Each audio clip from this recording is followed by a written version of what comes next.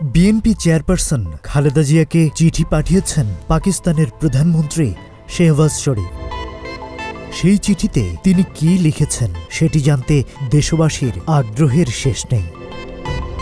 তো চলুন জেনে আসি সাবেক প্রধানমন্ত্রী খালেদা জিয়াকে কি লিখলেন পাকিস্তানের প্রধানমন্ত্রী শেহবাজ শরীফ।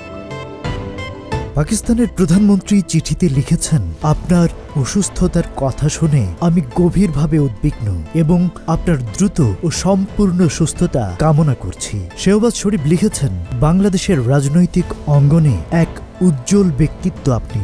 জনসেবার প্রতি আপনার অটল নিষ্ঠা ও অবদান অনুপ্রেরণা হয়ে রয়েছে অসংখ্য মানুষের জন্য।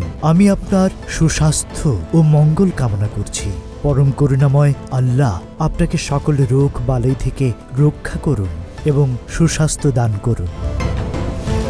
উন্নত চিকিৎসার জন্য খালেদা জিয়া বর্তমানে যুক্তরাজ্যে রয়েছেন। গেল ৭ জানুয়ারি কাতারের আমিরের পাঠানো বিশেষ এয়ার অ্যাম্বুলেন্সে ঢাকা ছাড়েন তিনি। যুক্তরাজ্যে পৌঁছানোর পর লন্ডন ক্লিনিকে তাকে ভর্তি করা হয়। সেখানে কিছুদিন চিকিৎসার পর যুক্তরাষ্ট্রে তার বড় ছেলে বিএনপির ভারপ্রাপ্ত চেয়ারম্যান তারেক রহমানের বাসায় এখন দিন কাটাচ্ছেন বেগম খালেদা জিয়া। Rajib Raihan, news flash 71।